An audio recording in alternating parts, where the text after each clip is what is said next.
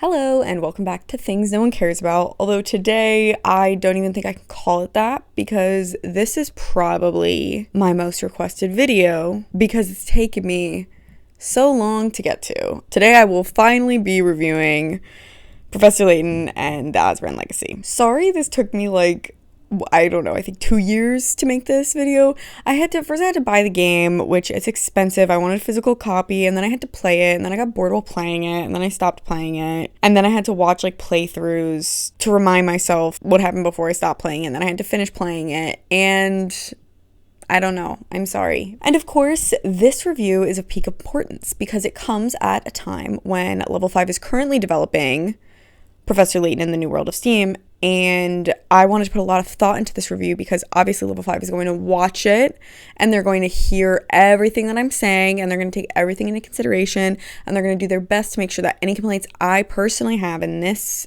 review with this game will not be put into New World of Steam. So you can understand it was of utmost importance that I get the script right. So like all my other reviews, I'm inspired by Vote for Holt and their Nancy Drew video game review series. So I will be reviewing all of these games and specifically today's game on the premise, characters, puzzles, music, atmosphere, and general plot / ending. And then I will give it a overall ranking. And all of those rankings are from F tier to S tier, with S tier being the best, amazing, whatever. There will be spoilers in this video. I will try to keep spoilers to the end of the video, but if you haven't played this game, if you're sensitive to spoilers, I would recommend not watching this video. The premise of this game is really fun and everything, but just a quick recap of where we're at, okay? So Azran Legacy is the 6th game of the main series of Professor Layton games, but it is the 3rd one in the prequel trilogy. So there is Last Spectre, Miracle Mask,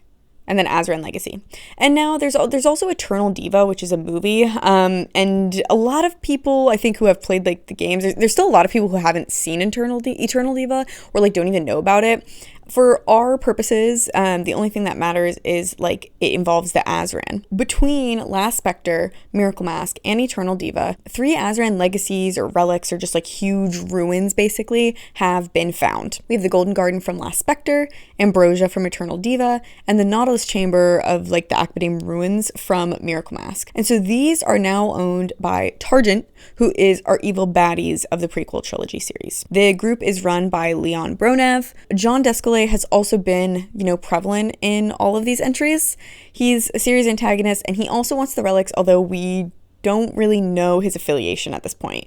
We know he's kind of not really affiliated with Targent, but he's also our antagonist, so we don't know what's up with him. Ostensibly, though, we definitely know this about Targent, and ostensibly with John Descalais, both groups want to harness the power of the Azran, the ancient civilization, through these relics and kind of unlock their secrets, okay? And in terms of what Layton wants, I don't know. You're not very forthcoming in the entire series, but I guess I don't know, interrupt me if I'm wrong, but I guess he just wants to study the power, prevent it from getting into everyone's hands? Absolutely. So we've got Targent wants it to unlock the power of the Azran, okay? And then Descalais and Layton also want the power, but for different reasons. So a year after the events of Miracle Mask, Luke, Layton, and Emmy receive a letter. We love letters! From Desmond Sycamore, who is another archaeologist. And he has found a living mummy. Leah, it looks like we found a puzzle. Okay, so our little archaeologist, he's got to respond because that is too good of a mystery to pass up on. So our little team boards Desmond Sycamore's airship. Okay, it's called the Bostonius. He meets with, they all meet with Sycamore and his butler, pal. I don't know why it's a recurring theme of these games to have weird butlers and also characters with similar names. Okay, we've got this butler is Raymond. That reminds me of another butler, Ramon. Chew on that one. They all head off to Frauenberg to see this mummy, and she's alive, right? Her name is Aurora, and she is related to the Azran civilization. But besides that, she can't really remember like anything at all. She's got amnesia. Interesting. Targent is also after her because of her connection to the Azran and ostensibly a connection to the Azran power. But after some like narrow chases and things like that, she gets away with our crew, okay? With Sycamore and Layton. That's who she's partnered with. She's like, okay, I don't remember things, but I know enough to know that my task is to find all these little eggs that are around the world, and I know pretty much where they are, or like a general area city, and if we collect them all, these will awaken the power of the Azran. Cool. And again, what is with the names here? Because we've got Aurora and Flora. Okay, there's some parallels there. We've got Raymond and Ramon. Neither of them are that important, but I just think it's weird. And then we've got Desmond and Descalay.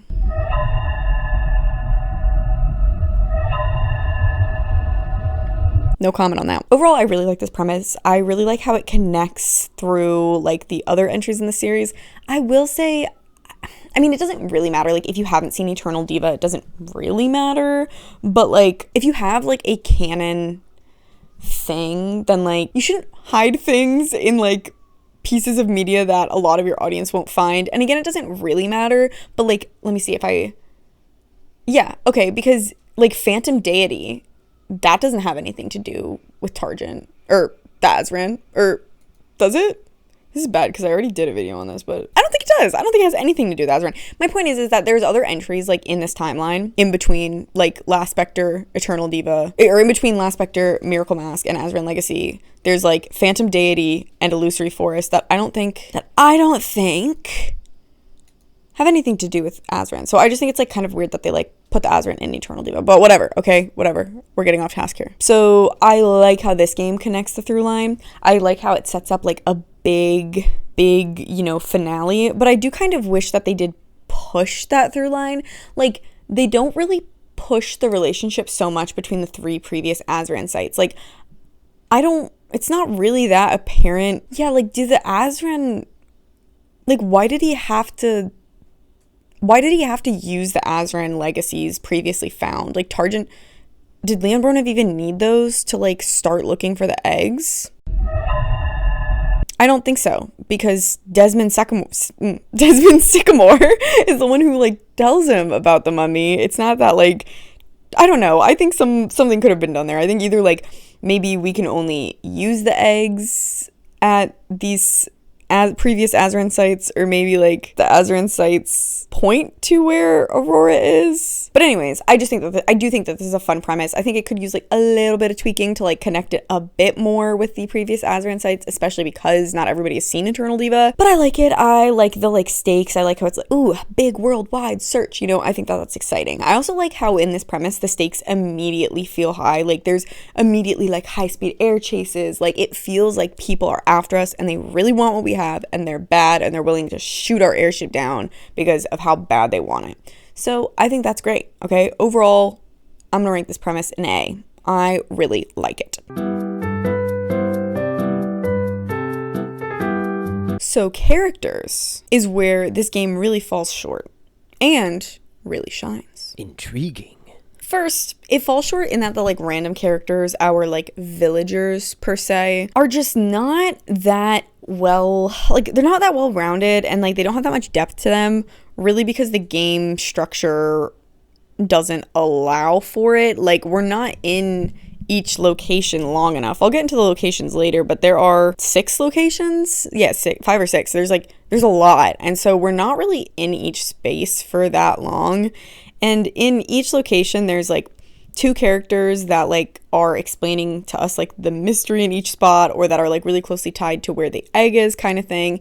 And so you get to know them a little bit, but like I just don't think that there's any like good payoff. Like if I compare it to a game like Diabolical Box, where we're also moving through locations, where first we're in London, then we're on the train, then we're in Dropstone, and then we're in Fall Sense. I don't know why I totally forgot that. But then we're in Fall Sense, okay? Even though we're in each spot, like, even though we don't spend the whole game in each spot, and in a lot of these games, you don't spend the whole game in each spot, or, like, you know, in Miss Valerie, like, you slowly kind of expand the map. Because each character, or because there's characters tied to the entire story, you know, we have, my God, I'm forgetting everybody's name, but Sophia's granddaughter, Sophia and Anton's granddaughter, okay? We have her. And we have, like, the mayor of Dropstone. Like, we have characters there that, like, are tied into the story, and so even if we don't see them a lot, like we don't talk to them that much, they don't take up that much like screen time or whatever, they're built into the game more. And same thing with like the characters like in each location, because like we're in each location in other games longer, like you just have more interactions and like the characters feel more built out. Off the top of my head, there's not like a single character in this game that like really stands out, because it's usually like you meet them, they have like one problem that you get to know, and then we immediately solve it, and then our chapter there is done. They have no relevance to the end of the story. That's it. They're just like a, you know, point just to like get the egg. So you know, we're just not around them that long. It's really that simple. The only characters that we really get to know are like Aurora and Sycamore. There's also some Targent agents that are like kind of, you know, they're kind of just like comedic relief or whatever. Okay, cool. But Aurora and Sycamore, like, I can't talk about both of them too much here. I'll talk about them more in the ending, but Sycamore is a good character. Honestly, he's very similar to Layton in a lot of his characterization. I'll come back to him later, again, just because of spoilers. And then with Aurora, I really, really like Aurora. I find her to be a fascinating character. I think a lot of people really like her. She's definitely kind of like a fan favorite. I've seen a lot of cosplays of her. She's a really cool character. Like a lot of other female characters in the franchise, she doesn't have that much agency. What I think is interesting with Aurora is that for her, that actually is like meaningful. You know what I mean? Like that is like plot relevant. It's not just like, we don't care about Flora enough to think of a plot line for her, so just write her out for the whole story. With Aurora, it's like she has amnesia at the start, which is important. It's important that she doesn't remember the full story. That is very plot relevant, as we'll see in the ending. And then later on, which again I'll get to in the ending, when she does have her memories back, she loses her agency she's kind of compelled by her own nature, okay? And I'll talk more about what I mean by that in the ending section. But either way, for characters, I think it's super interesting because we actually see her fighting a lot against this lack of agency in a way that pays off. And so it's like, okay, level 5, you won this round, because technically, yes, she doesn't have that much agency, but she does when it matters, and it's plot relevant, and she fights against that, and I like her. Actually, Emmy is the worst, is a worse character in this game, which, hold that thought. We also do see like Grosky, but I don't even know. There's not that much of him to even like comment on, which actually I kind of find strange. I think he should be more in it too, given that he is somewhat treated as like the Chalmy equivalent in the prequel trilogy. So like, I don't know. I think it's weird. And then there's also like some other characters that we saw, like Inspector Bloom. He is like very briefly in this. So stuff like that. And again, the other side characters from each location are like fun, but they just have no depth to them. But, okay, with Layton, Emmy, Descalais, Leon Bronev, we get so much character development. We get so much lore. I can't even talk about it at all in this section because I'm going to save it for the ending. But that is what makes this game really, really good. Luke, interestingly enough, doesn't have really any character development besides just like maturing, and like in this game, this is where he kind of like really takes over from, like at the end, he really takes over from Emmy as like Layton's assistant, as we see then in Curious Village, because remember, Curious Village chronologically comes after this. Overall though, I'm going to give the characters an A. If I were just looking at the main characters, it would be S tier, but I really hate how unimportant all of the side characters are.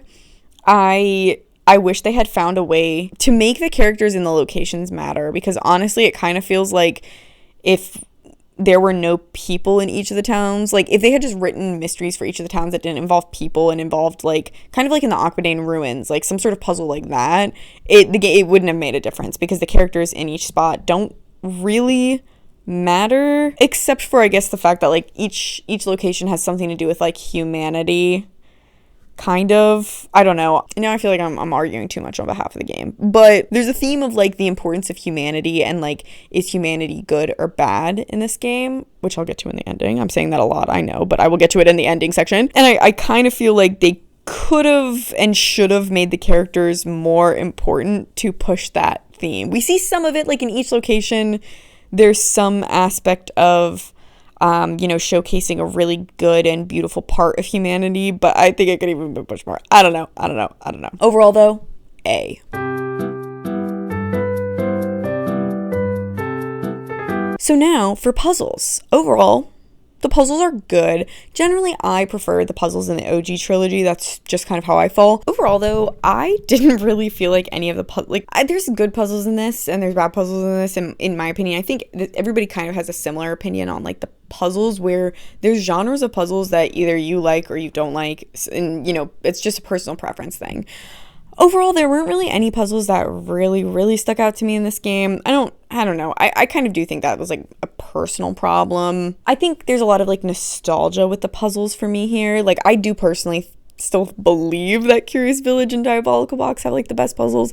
In like Unwound Future and Last Spectre. You know what? I just don't really like the 3DS puzzles. That's just my opinion. But overall, I don't think anything really stuck out to me for good puzzles. For bad puzzles, I really just hate the sliding puzzles, so I really didn't like an epic quest. And I especially don't like sliding puzzles when it's like, when you don't know what it's supposed to resemble. It's like, dude, sliding puzzles are already hard enough, and this one is like a path you're supposed to make, so it's not that hard. It's a pretty straightforward path, but it is still like very annoying, okay? And I didn't like that. I'm going to talk about the mini games though in this section. As per usual, there are 3 mini games. The first one is Bloom Burst, or no, the first one is dress up. So in this mini game, you have to like dress up the characters based on descriptions of like what the descriptions of the clothes. You get the clothes by like solving puzzles, and based on like what each character says. I really hate this one. It reminds me of the sticker book play one, and I just don't like this. I don't find it fun to do at all. And also, like, I always have the feeling when I'm playing that, like, I think what I'm doing makes sense as a solution. And then when I look up the answer, I still don't really understand why mine didn't work. And I really found that a lot with this specific minigame. I just don't like this type of minigame. And then the second one is Bloom Burst. This one's probably my favorite. And so you have to place these little like energy things to get like the flowers to bloom. It's kind of similar to like the lantern puzzles in Diabolical Box. And those are like one of my favorite series of puzzles. I just really like it. And then the last one we have Nut Roller. You gotta roll a nut to a squirrel. It's kind of like the car one. It's kind of like that genre. I like this one too. I think it's very fun. So I think that these are solid mini games. I don't like one of them. I hate one of them, but I actually think that that's okay, because that's just like, there should be a good variety of mini games, and I think it's good if I dislike one of them, because that means that that's probably someone else's favorite. So yeah, I don't think it's objectively bad. That like, you know, well, I don't know. I do kind of think it's objectively bad if like your solution doesn't make sense, but I'm open to the possibility that it actually does make sense and I'm just stupid. I'm also going to put the mysteries within each location here. And again, I'm not a fan of these either. I don't like when Professor Layton tries to do a vignette approach, okay? I think they rarely pack the same emotional punch. It's why I don't really like Catrail's Mystery Journey, because I feel like I'm not working towards anything. The only time I like this and the only place I like this is in the Catrail anime, and that's only with some of the episodes. And the game, the Catrail's Mystery Journey, adapts some of the episodes, but in my opinion, they choose the worst ones. Like, they choose the most silly, like, I think they were going for like just like a silly fun game, and I just don't like it. When I think of Professor Layton, I think of like beautiful stories and not just like some stupid like rat vigilante, whatever. Okay, I'm going off on a tangent again. Again, with this game, I don't like the mini mysteries. I think that in some of them, like, I think that they were trying to go for like more like emotionally impactful for some of them, but then when you look at other ones, I don't know, then when you put them in juxtaposition with some of the other mini ones, it's like, was that supposed to be, like, are these all supposed to be impactful? Like, do you think that that's an impactful story? Because that's really goofy.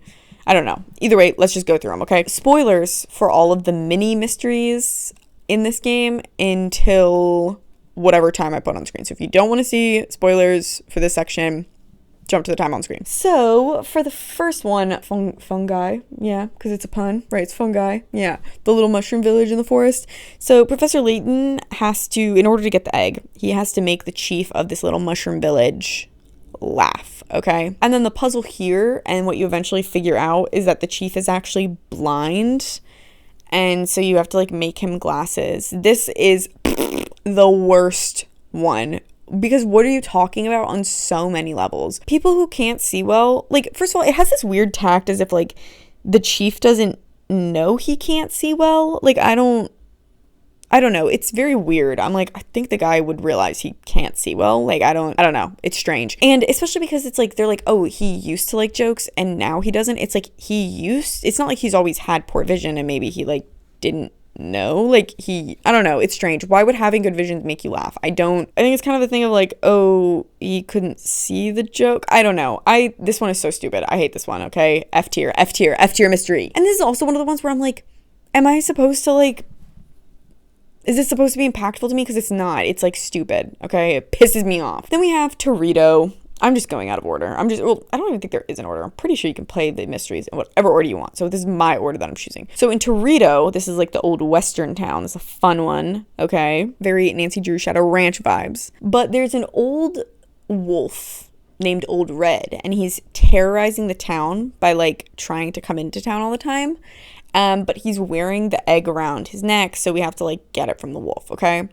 And then literally like just all you have to do is talk to the wolf, because Luke can talk to animals. So after he talks to the wolf, he learns that the wolf was just trying to get into town to visit a girl who saved his life years ago. She's like an adult now, and give her back the egg. Like, okay. And so again, this one you can kind of see how it connects to like the humanity being good thing, because it's like, okay, she helped out the wolf. That's good. That's like a good thing that human did.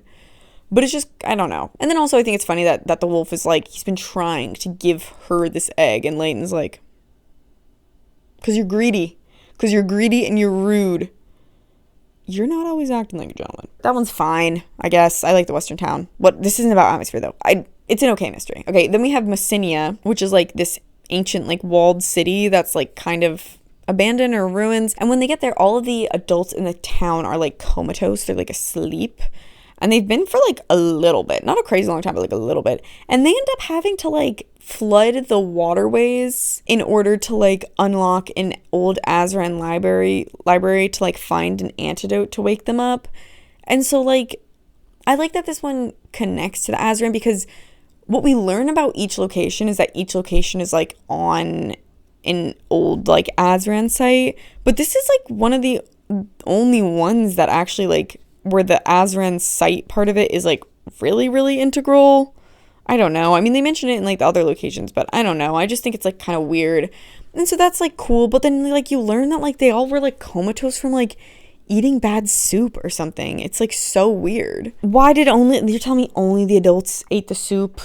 It's just strange. I don't know. Like I said, I'm not a fan. And then we have Hoogland, which I don't know. I don't like this one. This is probably my least favorite one, where it's like a windy town and they keep sacrificing women to appease the like wind god, but actually the wind god is just like a broken Azran machine creating the winds so then they like just fix the machine, you know what I mean?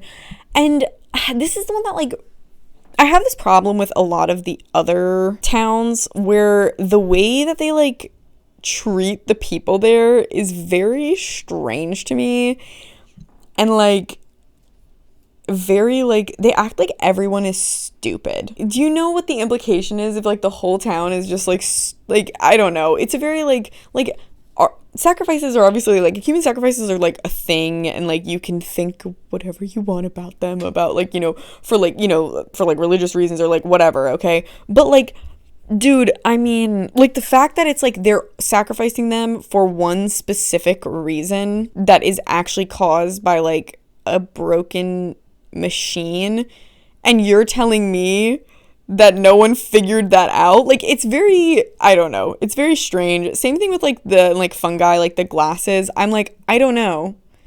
Is this the guy, the first dude in the village who like didn't have good eyesight? Like, okay, if they're like, they live like away from like other parts of civilization, maybe they don't have glasses, okay, but like, bro, other people have had vision problems, and if glasses aren't the solutions, they've had other solutions. And then with like the mushroom one, I'm like, so they're so stupid, they accidentally put like sleeping mushrooms.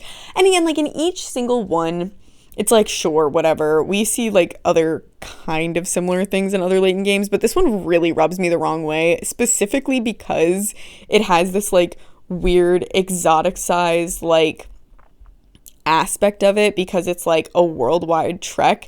And all I'm gonna say is it just really reminds you that this dude is a British anthropologist from like the early 1900s, because like, yeah, that is a demographic that thought the rest of the world was primitive and stupid and whatever. So I that's another problem I have with this game, especially as like I have a master's in anthropology. That was like my field and my profession for a while. I just don't like it. I just don't like the tone and the treatment of a lot of these games, specifically in Hoogland. Okay, but anyways, back to the actual mystery in Hoogland.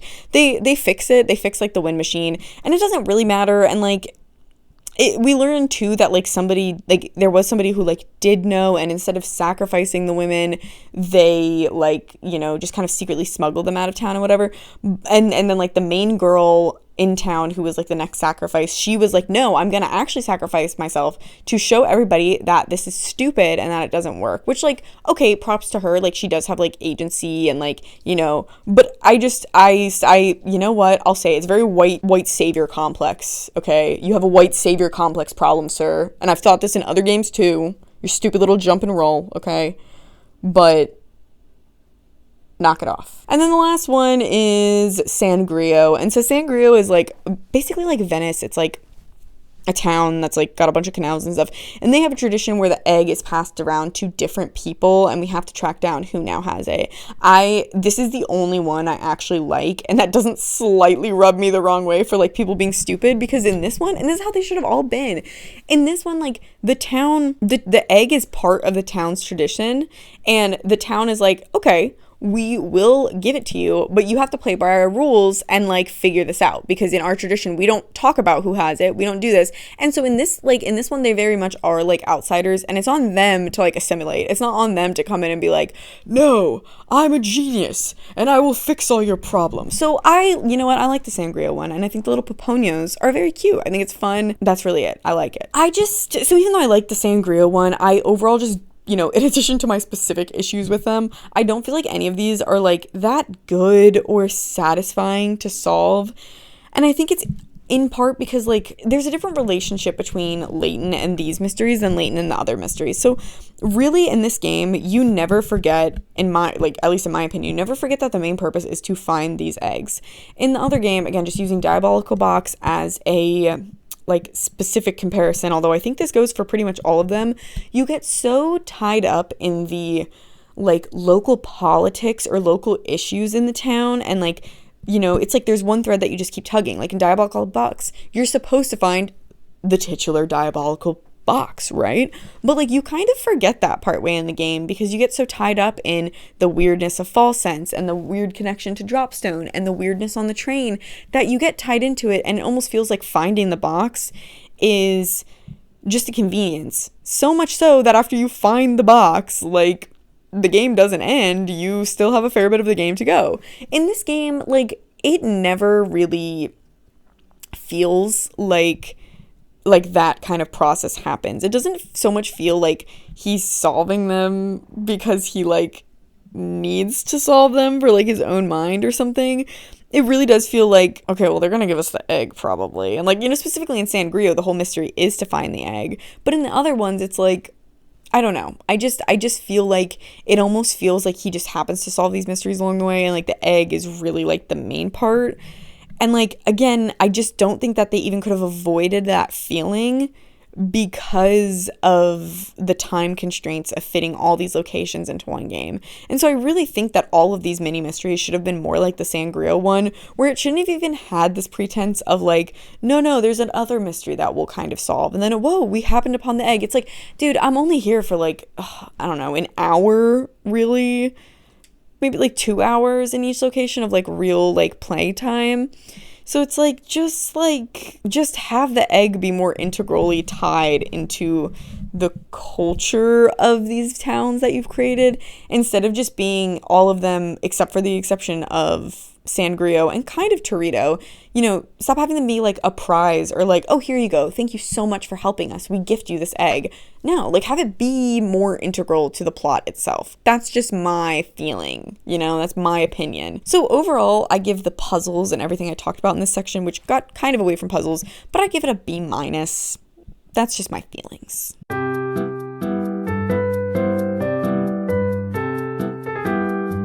Okay, now we move on to music. So, I can't play a lot of the music here, so go look it up. The soundtracks are really good, like they are with every game. So, starting off with the theme, it's good, just like every Layton theme is, I will say this one is, it is a little bit less like immediately like wow to me personally, but it still has a Layton feel. I feel like it's just a little bit more gentle, whereas some of the other ones are like a bit more intense. All right, the puzzle theme in this one is a good adaptation of the puzzle theme.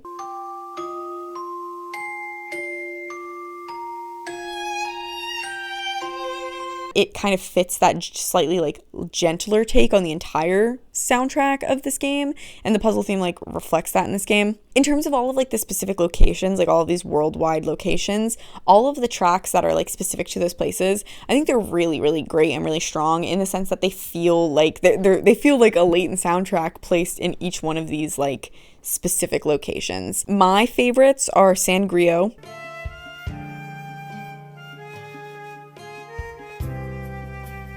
the dusty town of Torito,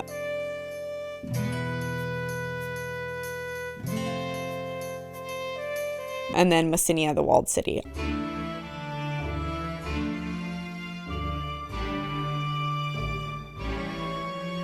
I like those tracks. I also love all of the Targent tracks in this game because they just feel so like Layton villain. I think that they're just perfect on them. Picking Up the Pace is a good one.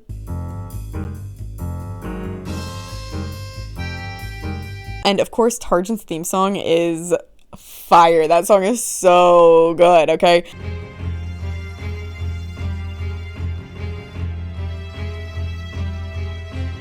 My favorite one of these, though, has to be The Nest of Iniquity.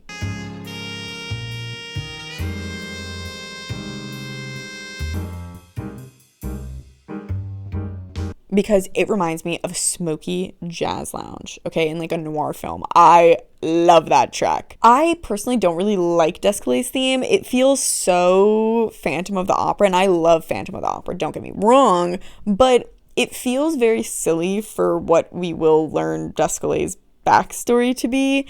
And I'll talk about this later because my opinion, I don't think they planned out this entire trilogy from the start, and I think with Descale, I don't think where he started was, they knew where he was going to end up. And I think that shows in the track because you're like, this is really silly. I don't know. Okay. The second half of the track is good, but it's really like the first half of Descale's track that just kind of really throws me. Okay.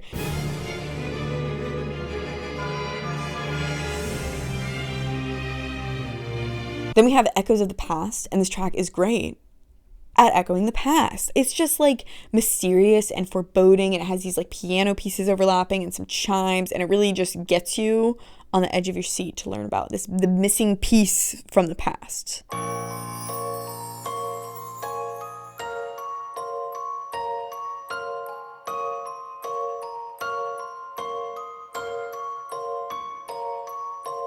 And then Warmth and Kindness is a track that relates to like the bigger character lore in this game. It's very simple but very touching, and it's one of those songs that when you know the context of where it's played, it's a little tear-jerking.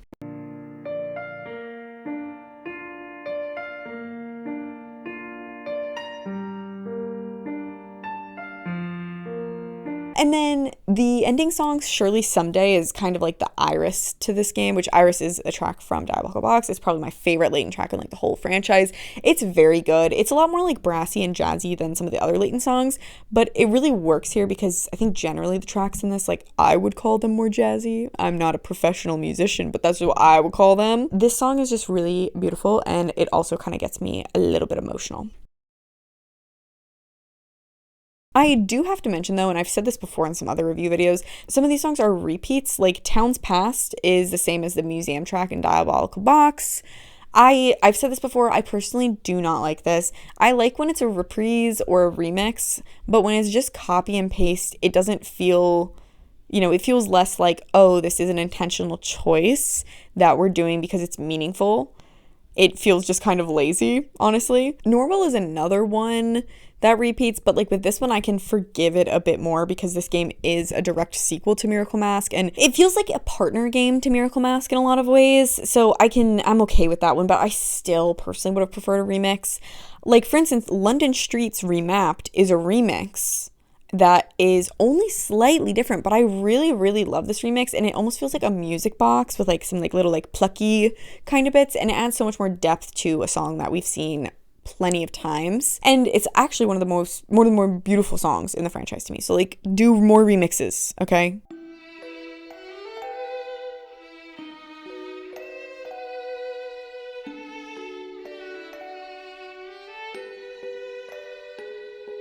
I would love to see remixes of old songs in New World of Steam. Like if they start the game in London, if there's London scenes, I would love a remix of like the London songs, but please, please, please don't do just repeats. And the sad thing is, definitely could see that doing that because I feel like level 5 has been really cheap lately, namely with the AI stuff, but whatever. Overall, the music is really, really good. I can't really include much here for copyright reasons, but definitely take a listen to the soundtrack.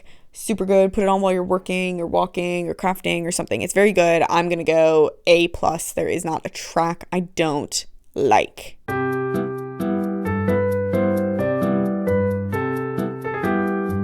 then we have the atmosphere. And atmosphere is another one of these ones where it's kind of like the characters and I'm split because I love how all the different places have these like otherworldly feels. It's very different than like the English countryside or London, or I mean Miracle Mask was pretty out there, but it's very different than like a lot of the other locations in the franchise. And so I like that, but in a way that almost makes them feel not very Layton. Like I appreciate that they wanted to do a big worldwide extravaganza thing, but to me the small everyday towns are what are more Layton-esque. Like when you think about Curious Village or Diabolical Box or just what everybody says like jokingly about the franchise is what's the most Layton-esque thing is having a small town or a city or a boat or anything normal that looks normal on the outside but is actually something totally different, and it hides some big secret, some transformative secret.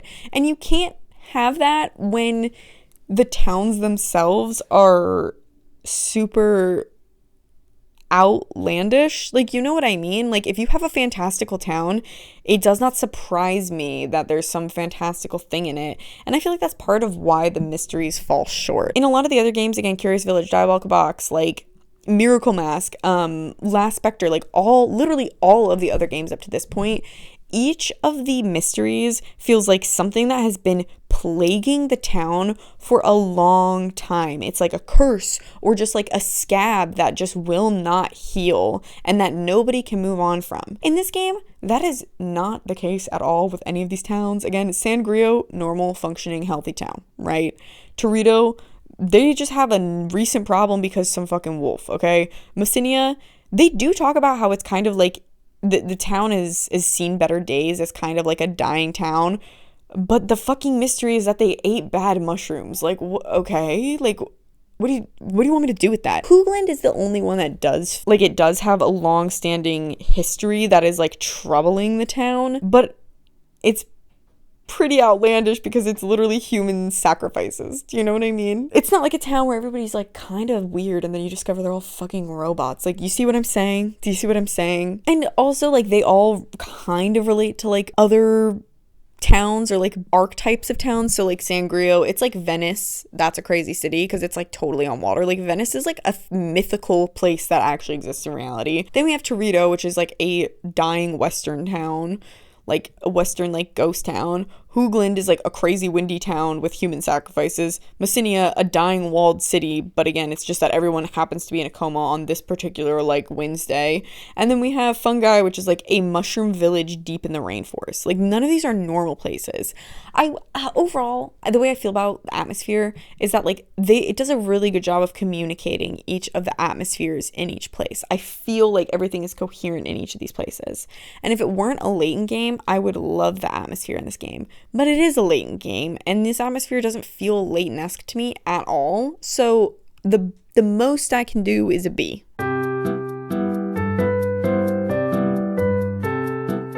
Now we'll do the ending / general plot, okay? And this is the meat of the game. This is the killer of the game. This is like the game. And I'm going to be reading off my notes a lot in this section because I don't want to get any of the plot points out of order.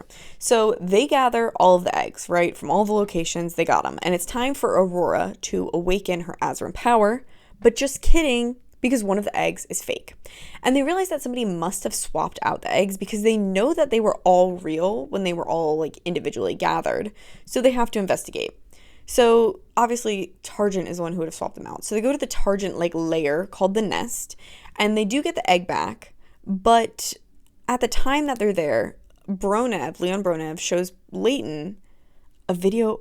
Are you listening? Did you turn away because this was upsetting? Shows him a video of his parents and basically threatens, like not even basically, threatens to kill them if he doesn't join Targent. I gotta hand it to you. You're brave and you're strong. He sticks to his guns and he does not join Targent, and he declines. And so, I mean, nothing happens. Like he doesn't kill his parents. So like, kind of a toothless threat from Bronev. But now our team has all the eggs, okay? So when you put all the eggs together, it forms this like master key. But plot twist, put all the eggs together and Sycamore reveals that he is actually Descalé in disguise. That's right. You were sitting here wondering, where is Descalé? Where is Descalé? He's been here the whole time. I think this twist is a bit obvious. I think it's very obvious that it's either Sycamore or his butler who is Descalé, because we know that Descalé likes to wear disguises and we haven't seen him at all in this game. So like, I don't think that this reveal was that shocking, but that's okay because this game has a lot more other shocking things to reveal to us. So he steals the master key and he goes back to Frauenberg. And the team follows him because he has the master key, so they gotta follow him, okay? Are they in Frauenberg or Cod, actually? They go back to, like, the cave where they found Aurora, which was in Frauenberg. Yeah, okay. And if you thought the Sycamore reveal was crazy or interesting, just you watch.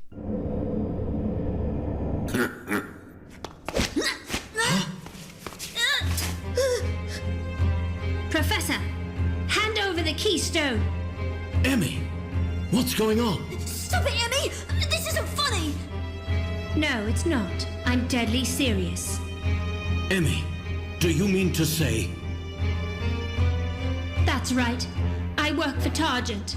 Targent? All the time I was working as your assistant, I was watching you. My instructions were to report all your findings relating to the Azran. It can't be! Say it's not true, Emmy! The key. Hand it over. Emmy, why? Why are you doing this? You know what's at stake. If the Azran legacy is awakened, a terrible fate will befall the world. Think about it, Emmy! You can't do this! Please don't! Everything I've done has been for Uncle Leon. Uncle Leon is all I have in this world. What?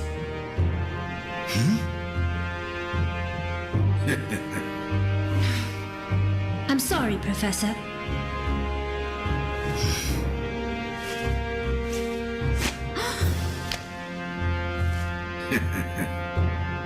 Good work, Emily.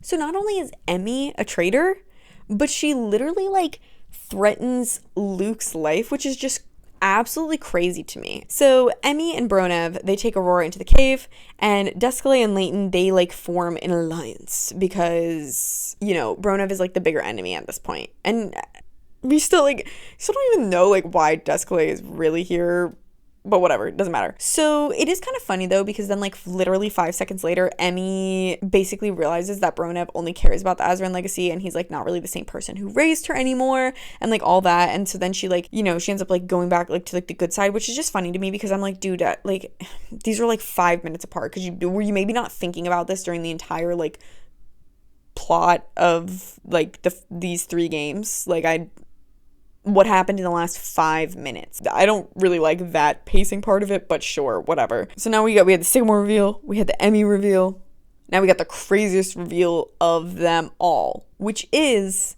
that Descalay and Herschel are brothers. Okay, and not only that, but Leon Bronev is their dad. It was years ago. I'll never forget. Our parents were gone, and we were left all alone. We had a house to live in, but it was a sad and lonely time. Then, one day, we were told that an adoption had been arranged, but only for one of us. But I don't want to go away. Don't be silly. You'll be living with the Layton family from now on. But Herschel, I want to stay with you. Don't call me that. Remember, that's your name now, Herschel.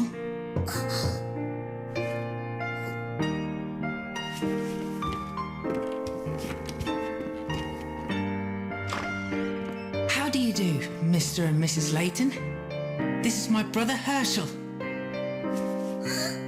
So, you're the famous Herschel, eh? We've heard that you're a very clever boy. Well, hello there, little Herschel. It's such a shame. You know we can't take both of you. Yes, but I know Herschel will be happy. And what about you? Oh, don't worry. A family in the village will take care of me. The Fibs. I see. Well, it was nice to meet you anyway. You too.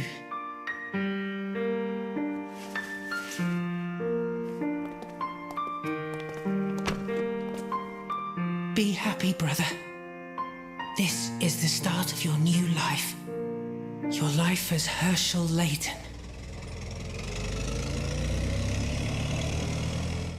So Descalay and Layton, or Descalay and Herschel, I guess, they were brothers, and Descalay like sacrificed the possibility of him having a better life so that his little brother Herschel could have it. And it's so sad. It's so sad. And basically like our little Layton, he had been like suppressing these memories for his whole life because it was like just too painful, just too sad to cope with. That's probably the one part I have like problems with, because I'm like, did your like adoptive parents never like mention that? I also think it's kind of strange because it's like, you know, we're told so many times like, no, but they're really good people. I don't know. If they're good people and they had the money, you probably should have adopted them both. That is evil and cruel and crazy. Or at the very least, like, you could still like have had them like see each other. Like but whatever, sure. At face value, crazy, sad. Very brave of Descalay, okay? So just to clarify in this scene, because I was still confused, so I consulted the Layton Wiki, okay? So to clarify, there were 2 little babies, little Bronev babies, okay? Herschel Bronev and Theodore Bronev. The Bronev parents, Leon and Rachel, were kidnapped by Targent because of their knowledge of the Azran. Some couple decides they're gonna adopt Herschel Layton. So the real Herschel Layton tells Theodore to change his name to Herschel Layton so that he can get adopted. So at some point after this like kidnapping, Leon Bronev does then like join Targent. The original Herschel Layton, aka Descalay, is left alone. He lies and says he's getting adopted by like the Fibs family. It's like, come on, dude. He said he's being adopted by the Fibs. Come on, dude. He ends up actually getting adopted by the Sycamore family, and his name is changed to Desmond Sycamore. So then Desmond Sycamore ends up getting married and having a kid. The wife and kid end up dying, probably due to Targent. And so then at this point, Desmond Sycamore creates the John Descalay disguise, does all of the John Descalay stuff, like, in order to... He becomes obsessed with the Azran to, like, defeat Targent because they keep, like, ruining his life. basically. So in this game, he's actually himself, and then John Desclée is like another disguise, but he really is Desmond Sycamore. And I guess this is all put together from hints and things said in like Eternal Diva and like other entries. So I got all of this from the Layton Wiki page on John Desclée, because honestly I'm like pretty confused by this. I don't know. From this it sounds like he didn't want like our Herschel Layton to like get involved with Targent. This smacks of a story that was hodgepodge together and not thought out at the start, but that's what I'm learning here. But sure. Also, in a lot of the novels, like, Desclée is the villain, and like I said, those really don't have that much to do with Targent. He just does all these like weird things, and I think it would have been better if what they had instead was that, like, yes, he sacrificed himself, but he became like deeply bitter over the fact that Herschel had a good life and he didn't, and then he like, came back, was at the start wreaking havoc, and then had like a redemption arc, after like running into Bronev and like blah blah blah. Like, that would have been so much stronger, instead of being like, no, I've actually been on your side this entire time, I just was trying to protect you. Like, shut up. No, you weren't. Like, you absolutely were not. That's the fun part of the ending.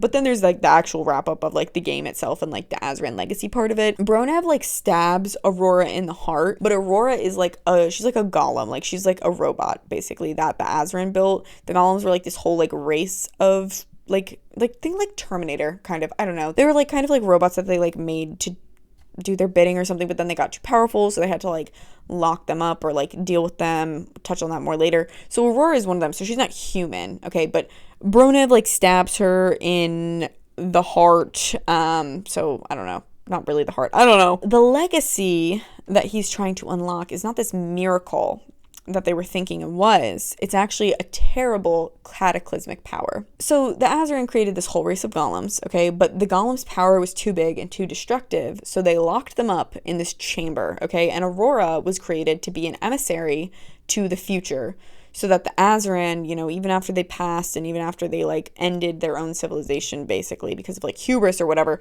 that they could judge the future human civilization as good or bad or whatever through Aurora, okay?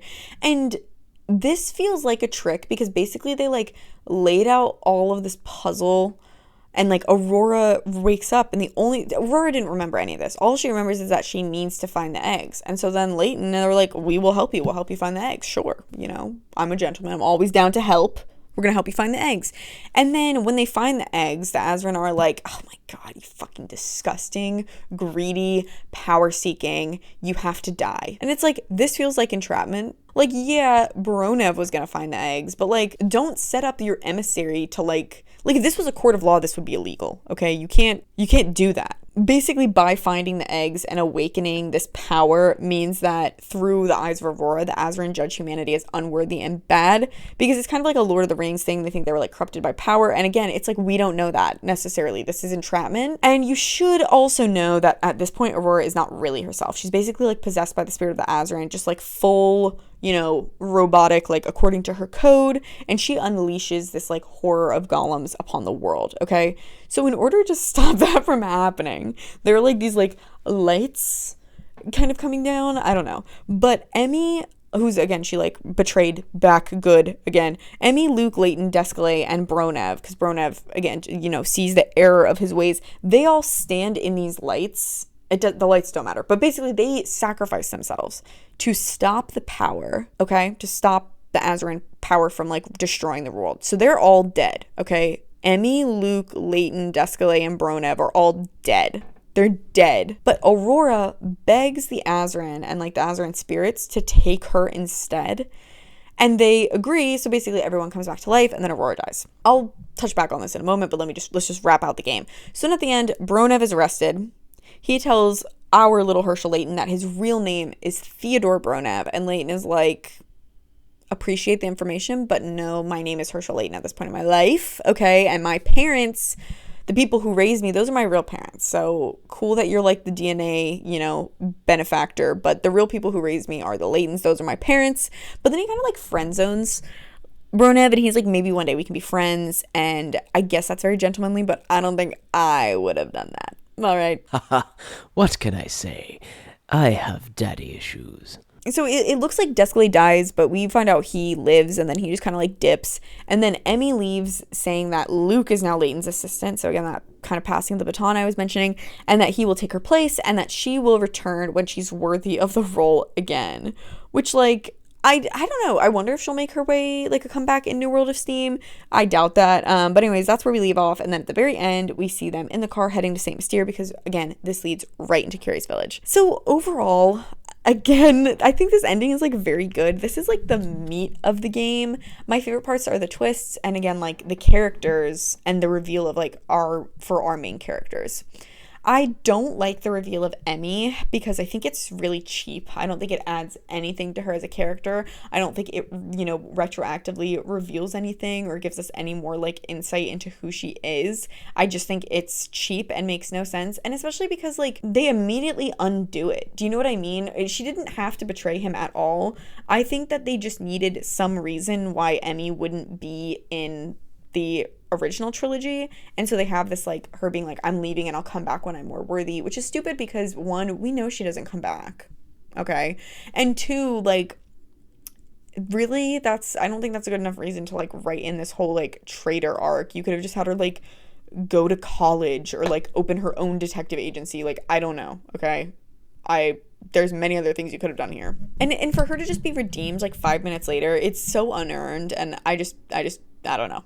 It kind of feels like they just felt like they needed to go super big and have like all of these huge reveals. Same thing too with like needing everyone to die. I really hate this because, first of all, again, same thing. They all die, and then like it's not like we explore that depth and what that means. It's just like Aurora immediately begs for them to be switched and is like, see, like, they're good, they sacrifice themselves, so like, take me instead. Which, as far as we're aware, the Azran are kind of like compared to like the Maya or like the Aztec, where they're like an ancient civilization that ended, but like that doesn't mean they're like gods. Like they were amazing because they had all of these inventions that were seemingly before their time. Of course, you can't be before your time if you're doing it in your time, literally. But, seemingly before their time, not because they could, like, fucking bring people back from the dead. Like, Aurora is an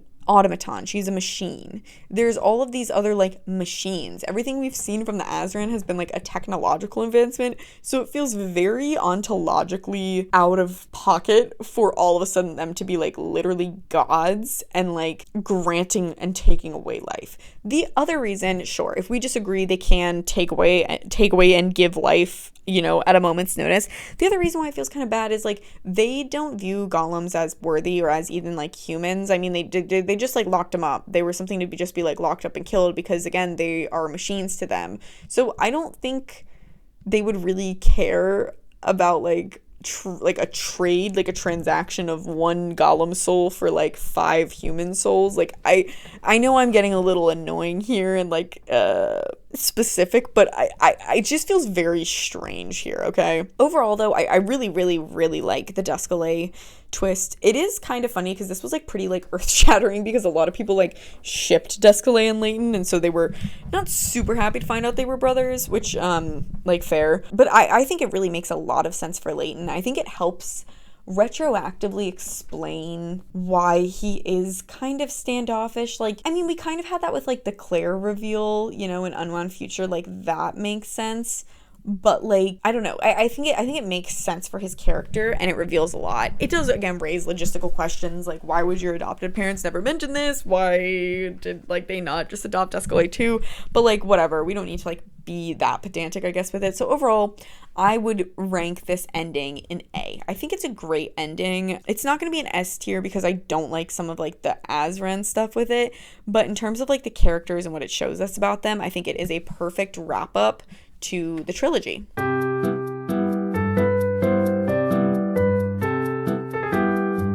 So now we'll get into the final ranking of this game. And it feels weird because, again, and it probably hasn't seemed like it in this review because every section has been pretty high ranking, but this game feels very split for me. So first, it's very strange when you put this game in context of the timeline. And I talked a little bit about this in my timeline video that I made like years ago. But like, again, Curious Village comes after this. So it is so weird. Like, they literally die. They literally fucking die after unleashing this like crazy otherworldly power. They're flying through the sky. They're doing all this shit. They're on this like worldwide adventure. They fucking die. And then they just get into the car and go to like Saint Mystere.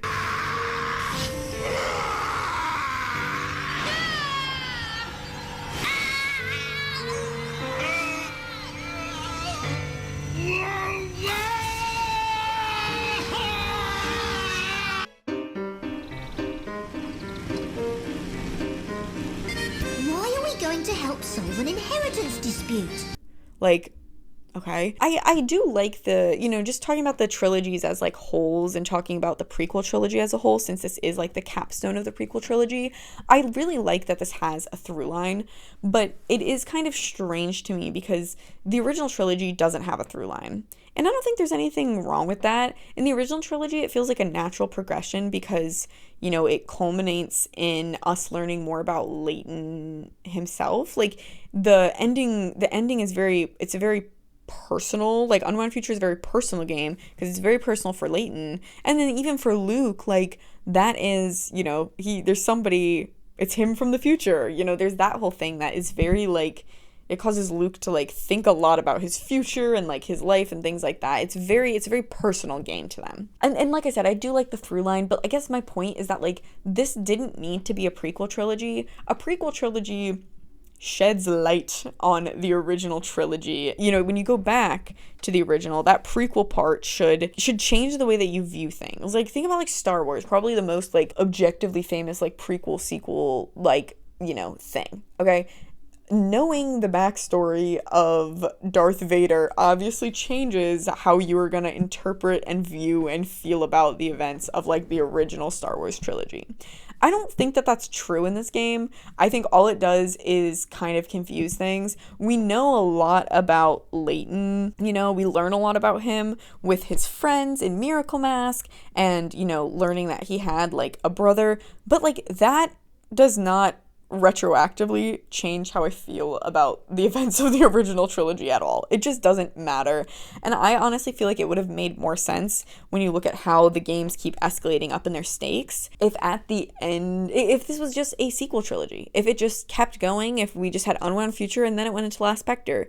The only thing that's different is that Last Spectre speaks a lot to Luke's backstory in a way that I think does change how we interpret, or how we interpret Luke and view him as a character, because we see in Last Spectre, he's very shy. He goes through this like fairly traumatizing and like kind of crazy event for a 10-year-old, and that it makes sense for why he like becomes his apprentice. So I feel like one thing they should have done is maybe like they could have done something with this prequel trilogy where it was actually more Luke centric, where it just continued to develop like Luke's character. But honestly, I just kind of think that the general prequel trilogy just would have worked better as a sequel. That's not something I'm holding against this game in particular, but I just wanted to talk about it in relationship to this game because, again, this is like the capstone of this whole through line of the prequel trilogy.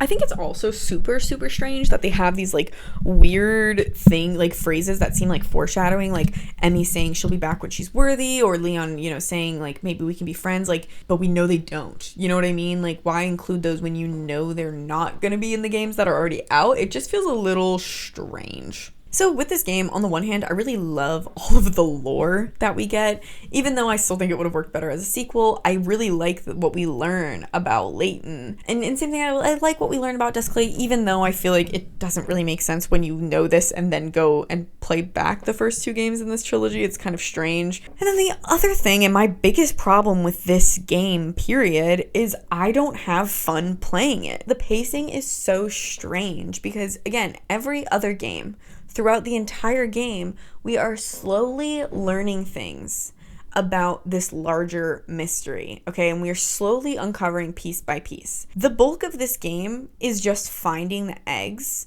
and it just feels like tasks to check off because you're not learning anything about the broader mystery. You can't learn anything about the broader mystery until you have all the eggs. And they definitely knew that. And I feel like they try to have like Aurora, remember small things, or they do try to give you bits and pieces, but it's just like not the same. And then, like I said, I don't really like the small vignette mysteries. I don't find them interesting. And also, it doesn't even feel fun, because even if you care a little bit about the mystery, then it's kind of like you don't get to like have the tension build over time and like have the satisfaction of learning more and more about the mystery, because then you're just like off to the next place. And I think, some people might feel differently. I think like there's some people who like Catrail's mystery, or whatever, mystery journey, whatever, because they, I guess, like that kind of vignette thing. And so maybe they like this game. I do know a lot of people like this game, but for me personally, I didn't like playing this game. That's why it took me a long time to play it through it. I didn't feel like satisfaction of like learning the mystery, because it's really just like the awesome premise, a huge chunk of time spent finding the eggs with some little things peppered here and there to like find it.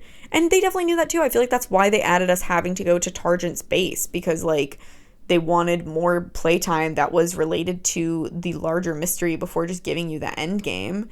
But then like you're just at the end game, and then it's just like really cool cutscenes, like really cool, things, but it's just like it just feels so all or nothing. It feels like you learn the premise, you do a bunch of stuff, and then you get all of the information from what you did just dumped on you. And so many of the things that you learn have nothing to do with it. Every mystery that you learn in all these random ass locations have nothing to do with the plot. At best, they have a slight connection to the thematic like through lines of the game, in that they kind of teach us that humanity is good.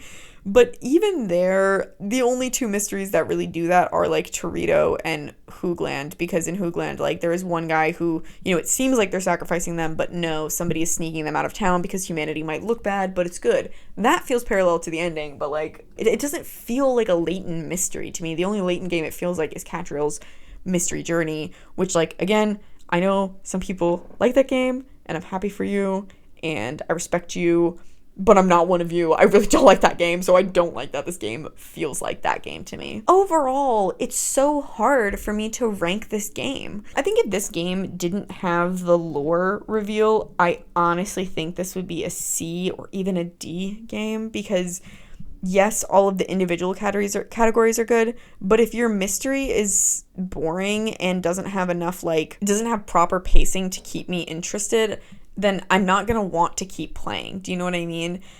And if it was just the lore, like the lore itself is like S tier, and it kind of justifies like the existence of the entire trilogy. For that reason, I think the highest score I can give the whole game is a B, and I agonized over this. I really sat there and agonized over this, because honestly, like, still, when I think about how much I don't want to replay this game, and I will never replay this game, B feels too high, right? But then when I think about how good the ending is, and how, like, much it reveals about our beloved characters, and gives them, like, these connections are why so many people like Descalais so much. That's huge. So then B feels too low. My favorite way to interact with the game is really just to sit there and think about it, or like watching the cutscenes. Like, then is it a good game? I don't know. I don't think I can say that. And I think it is upsetting, especially too, because like I felt pretty let down that this is the ending game in the like main series. Really? I don't know. I think it's a flop. I kind of think in a lot of objective ways this game is a flop. And I'm really curious to see what people think, because like, again, I know people like this game. I know people like the vignette part, but like honestly, like let me know in the comments, like if you take away the lore part of it and like the deep importance to like Layton, do you like this game? Like I'm so curious. Or like what do you like about this game if you really like it? Because I've seen people say it's their favorite. And again, is it just for the lore? Is there something else you like about this game? Because I can totally see why, because of like the lore, but like I don't know, I just don't feel that way. I really don't like this game, even though I think it's great in a lot of ways. And again, the puzzles are good, the music is great, the atmosphere is fine, but like, you know what it is? I think it's a fine game. It just doesn't feel like a Layton game to me, which is so strange for me to sit here and say about a game that reveals like 90% of Layton's background, you know? But I don't know. you know? So that's it. B. I rank it B. So let me know what you think about this game, Azran Legacy, down below. I will review Catriel's Mystery Journey, but I need to sit and soul search about if I am going to replay that game. Because of course I really should replay it to do a review, but I don't want to. And that's the main reason why I don't want to commit to like doing a review. But I have to do a review of that game. That's it for this one. So thanks for joining me, and I'll see you guys next time. Bye-bye.